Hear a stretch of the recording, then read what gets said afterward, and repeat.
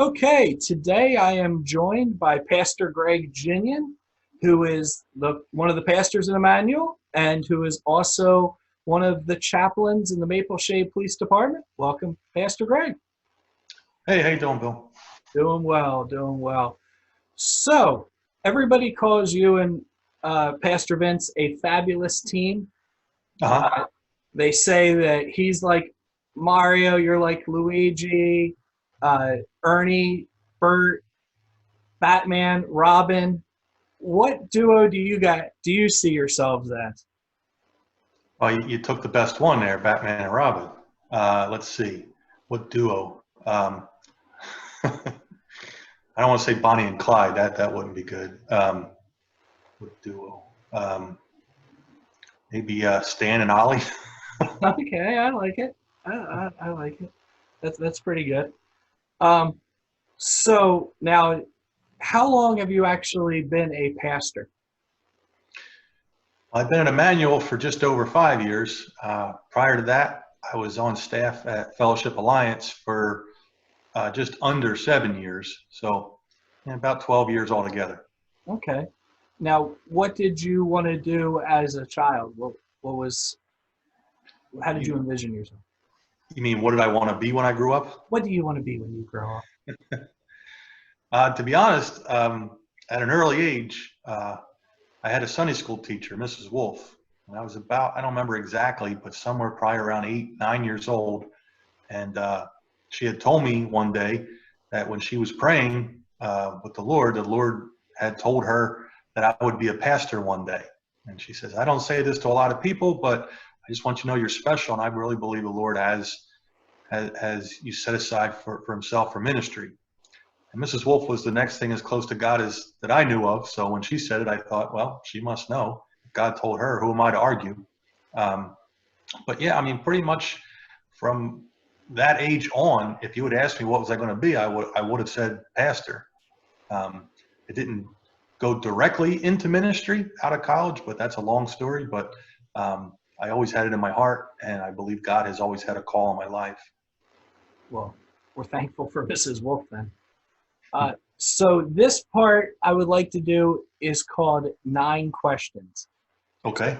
I'm going to ask you 9 rapid fire questions. All right. First thing that comes off top of your head, you got to go with it. Fair enough? Yeah, go ahead, shoot. Okay, number 1. Do you hate having to wear a tie on Sunday? Yes. What's your favorite hymn? Old Rugged Cross. What's the best cheesesteak? Joe's Place over in Tarsdale Avenue in Philly. Okay. What song best describes your life? Oh, that's tough.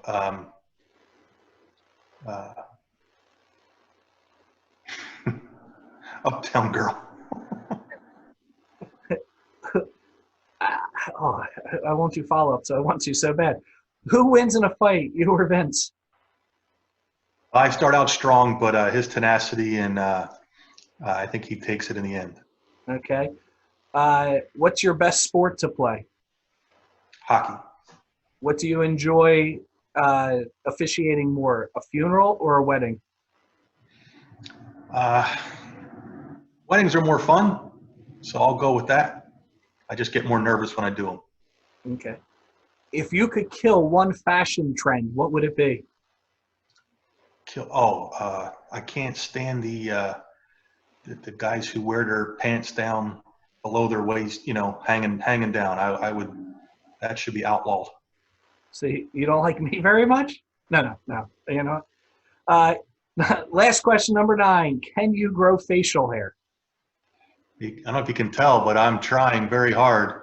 I got about 5 days in, and this is this is as much as I got. Okay. I shaved this morning.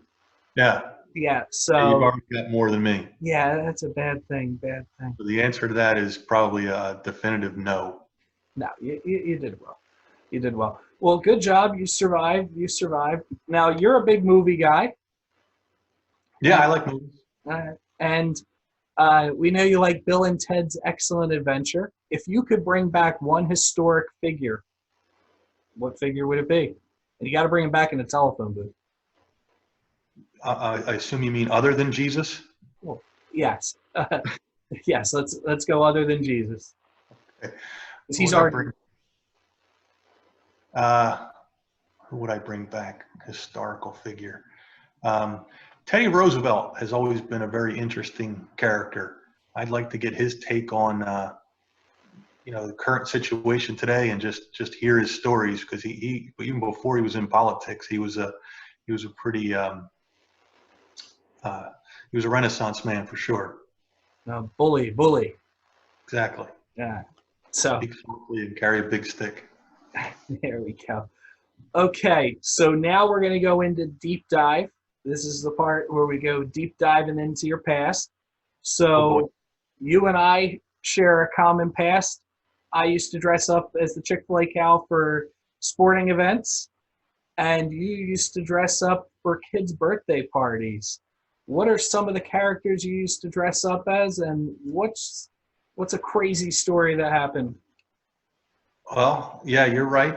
There was a period in my life where uh, I had three kids and a mortgage, and so I had multiple jobs, and I was doing a lot of things to make extra money, especially on the weekends. So had an opportunity. I'd answered an ad in the paper looking for a character actor. I didn't know what I was getting myself into. So yeah, I was Batman. I was Buzz or Woody from Toy Story. I was Power Ranger. And the worst one of all, I think, was Pikachu, big the big yellow guy from the Pokemon movie, or then it was just cartoons, but a movie. Um, and the story, what made it so difficult. Well, first of all, the costume was enormous. So you had this giant head with eyes like here. So you kind of had to, stretch your neck to be able to see where you were going at all, and you had no peripheral vision whatsoever. So this party was in North Philadelphia, which, if you know anything about the city, not exactly the best section of town. And it had snowed the night before, so there was a good 5-6 inches of snow on the ground. But the party was still on. I needed the money, so I went. But of course, you can't drive with a big costume on. So I would get in the back of my minivan, get changed into the costume. So when I got to the house, I was in character. So I parked about a block away from the home where the party was.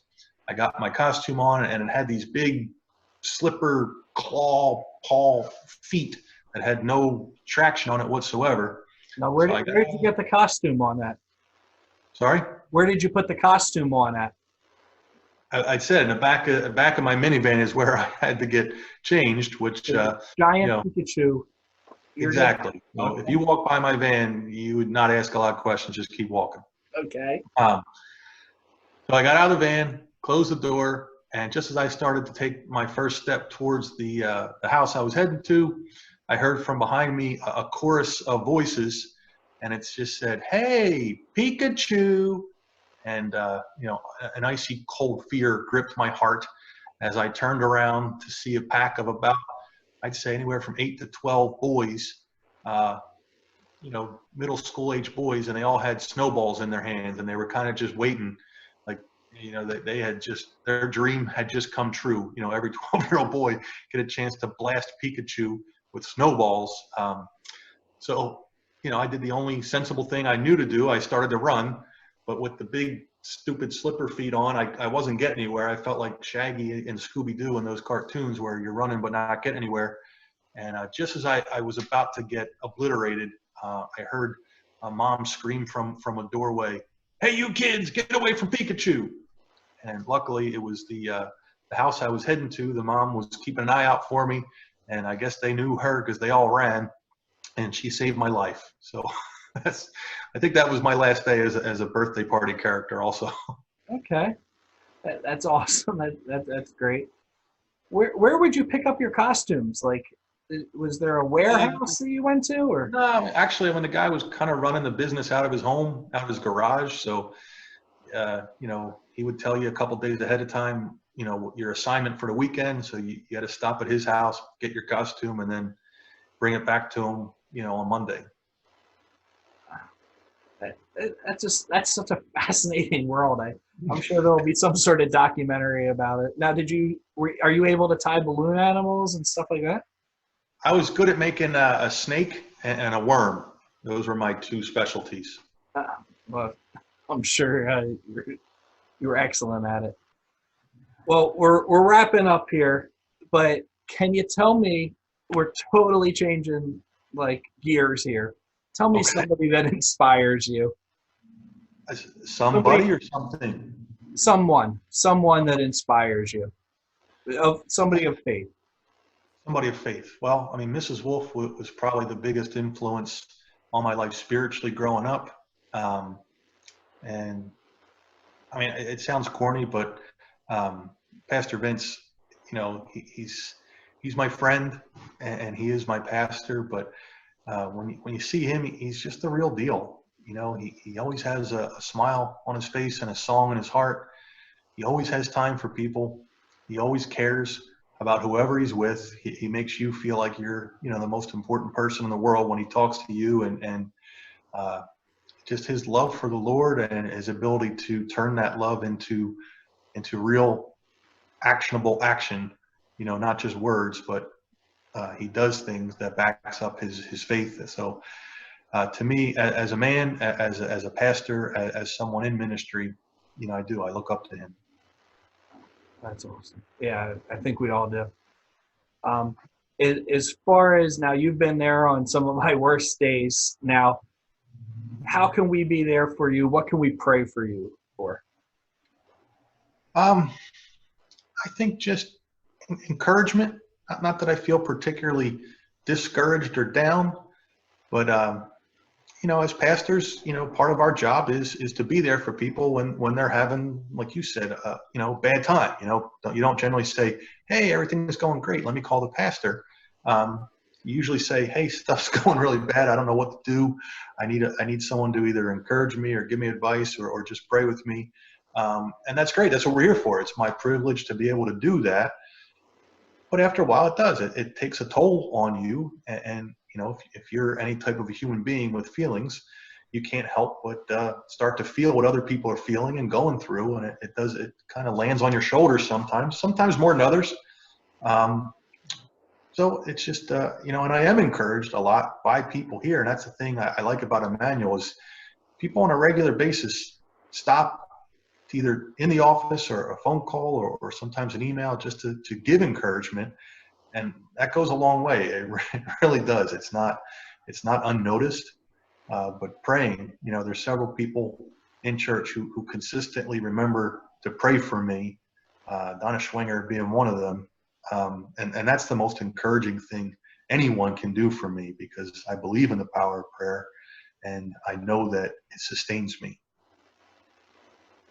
Absolutely. Well, thank you so much. I do appreciate you coming on here. Is there anything you'd like to give a shout out to the people of Immanuel? Something you want to say? Yeah, well, to everybody, Immanuel, stay safe, and we certainly miss seeing you here. I know we're attempting to continue to do things online and through Zoom and different formats to keep Bible studies and the Word of God going out. But something that's really been encouraging me over the past it's been going on for a while, but especially the past couple of weeks as church has been shut down.